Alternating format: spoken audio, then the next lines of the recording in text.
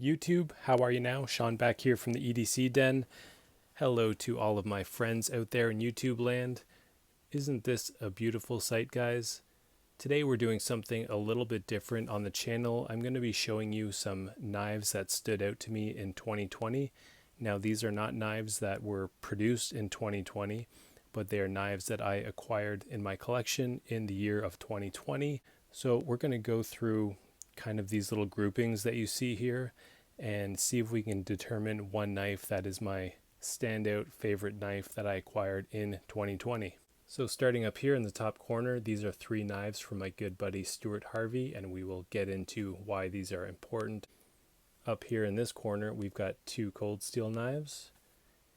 Down here is budget-friendly traditional knives from 3 different makers: Klaas knives, Marbles, and Rough Ryder.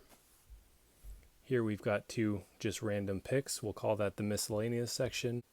Over here we've got some GEC knives. That is the number 23 pattern, and let's call those not so budget friendly traditional knives. Alright guys, so I'll clear the table and we'll get into this video. So here we go. Before we get into category number 1, I just want to mention that pretty much all of the knives on this video, except for this one here, I've shown them on the channel before, so you can go back into my videos and check those out for a more in-depth one-on-one with the knife. But here we go. This is the Stuart Harvey collection. Stuart is basically a channel ambassador. He is an honorary channel programmer, I would call him. Just really supportive to the channel. He's the only viewer that I've had that's actually taken the time to send me some knives, which is pretty cool. And you know, of course, that's not super important that people are sending me knives. I have a good collection. I'm very happy with my collection. I am fortunate to have it, and I have plenty of knives to show you guys. But having Stuart kind of send me these knives, it encourages me to make more videos. It allows me to check out some knives that I wouldn't have otherwise picked up.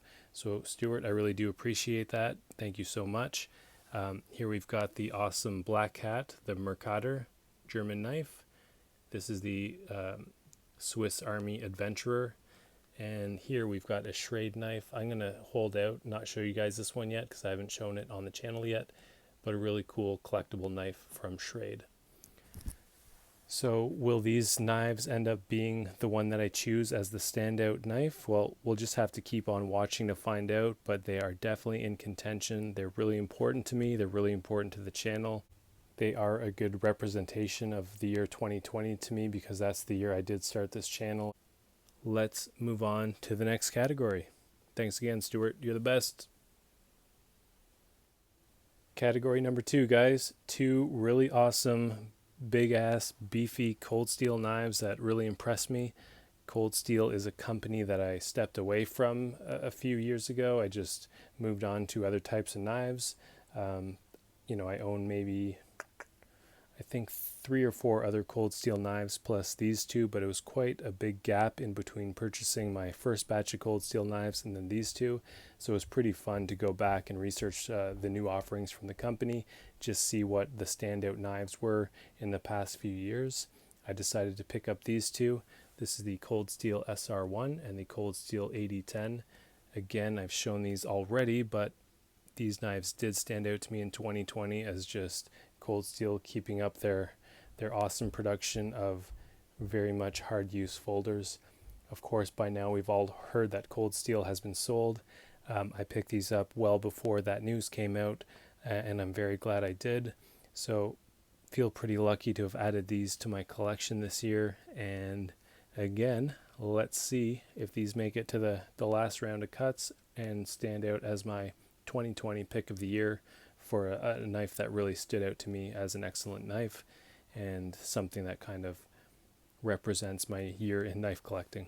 Moving on. Category number 3, budget traditional knives. This was a really fun one. I mean, what's not to like about budget knives? You can pick them up at a great price and try out many different patterns of knives before you go investing your big bucks into a certain pattern. These are a great opportunity to check out different patterns of knives, different companies. And I cannot complete this segment without shouting out a few people. So Tobias Gibson, The Knife Detector, and Jersey Knife Guy. 3 really great channels, and they were just very instrumental in me getting involved in these budget traditional knives. I've been into traditional knives for quite some time, but their channels really opened up my eyes to these 3 companies, Klaas Knives, Marbles, and Rough Ryder. So these have been excellent. I've picked up many of these budget traditionals over the year, but I'm just showing you a small sample, basically one from each company that really caught my attention this year. That is the Klaas Copperhead, the Marbles Trapper in D2, and the Rough Ryder Sowbelly Stockman pattern knife.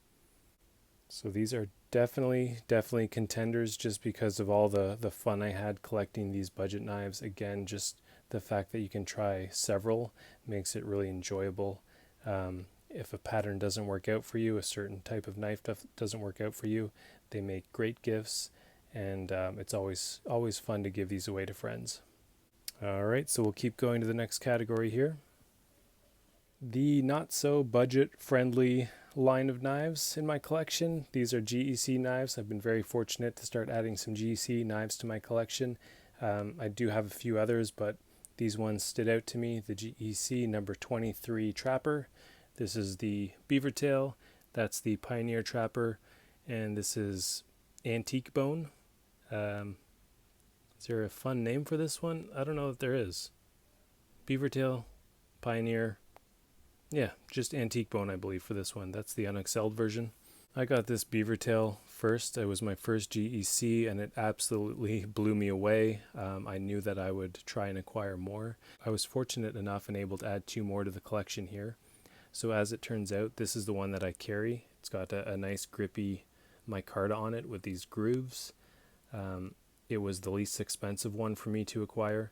So right now these 2 are just sitting pretty in my collection. Hopefully they will stay there barring any kind of financial emergency that I have and I have to sell them. But this one turned out to be the one that I carry in the pocket and use. Just excellent knives. The way GEC puts these together truly is a thing of beauty. It's pretty hard to get a traditional knife like this and give it a score of 10 out of 10, but I think I can give all these 3 a 10 out of 10. I will say that the pull is a little bit tough. Some of them are 8s and 9s, and that's okay. I do like a nice, stiff, sturdy, strong knife, but I also wouldn't mind if the pulls were just a little bit easier. You can really hear that snap open.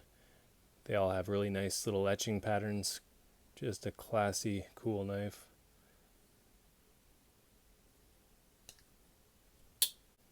This is definitely a contender, guys. All these knives I'm showing you are contenders for 2020 Knife of the Year.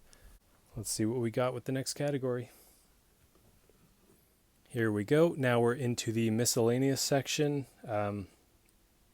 There's a few knives I could have put into this section, but these are the 2 standouts for me of 2020. We've got the Lionsteel Gitano and the Tops Tac-Raze 2. This Lionsteel knife just carries extremely well. It's just a great EDC knife, really nice pocket clip, non-locking, but an incredibly strong slip joint knife here. Really well built, really well put together. Excellent knife. That's seen a lot of pocket time this year. This one's newer for me, but it's really taken me by surprise. I didn't expect to like it as much as I do. Of course, I like the look of it, and that's kind of why I went for it, plus the fact that it's a friction folder and I don't have any of those in the collection. I just find that I knew I would like it, but I was surprised by how much I like it. It's just so light. There's no pocket clip or anything, but it's very easy to carry. You can slip this in your pocket of your jeans. This nice grippy micarta is going to kind of grip the inside of your pocket and just keep it nice and flush on the inside. Yeah, so that one really impressed me. So there we have it. I've shown you 5 categories of knives. Now let's whittle things down a little bit further. So as it turns out, I'm going to choose 2 of the knives that I've shown you as standout knives in my collection for 2020. And the 2 knives I've selected are the GEC number 23, and the Lionsteel Gitano.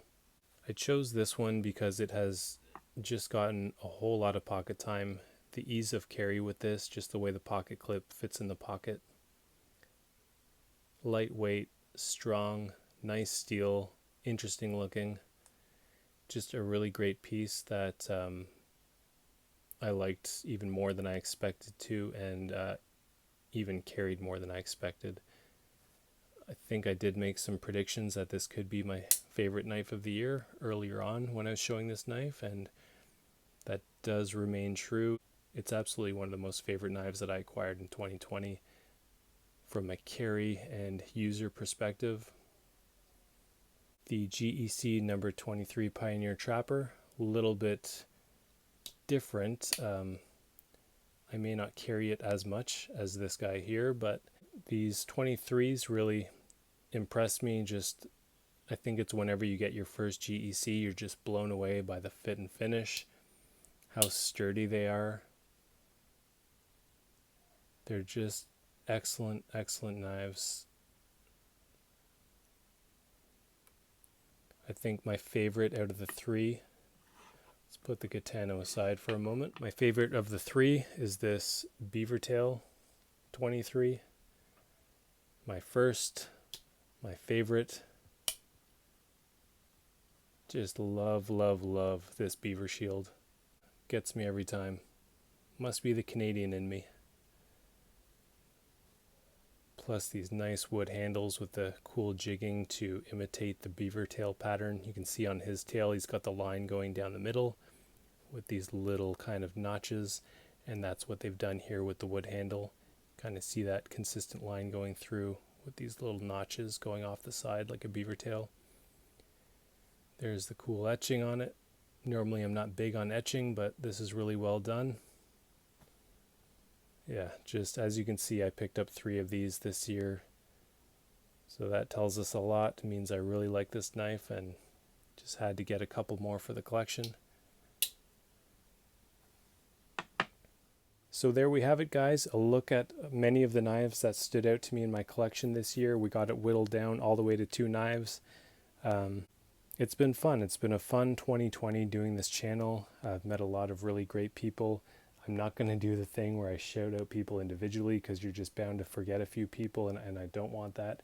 All you guys know who you are, whether you're out there and you're doing your own thing with your own channel, or you're one of my faithful viewers that likes to leave comments. You guys all know who you are. I just love talking to you guys and talking knives with you. So please keep it up in the comments. Please keep watching my channel. Please share it with others so that they can subscribe and we can grow the channel a little bit more in 2021. Take care, everybody, and all the best to everybody going into 2021.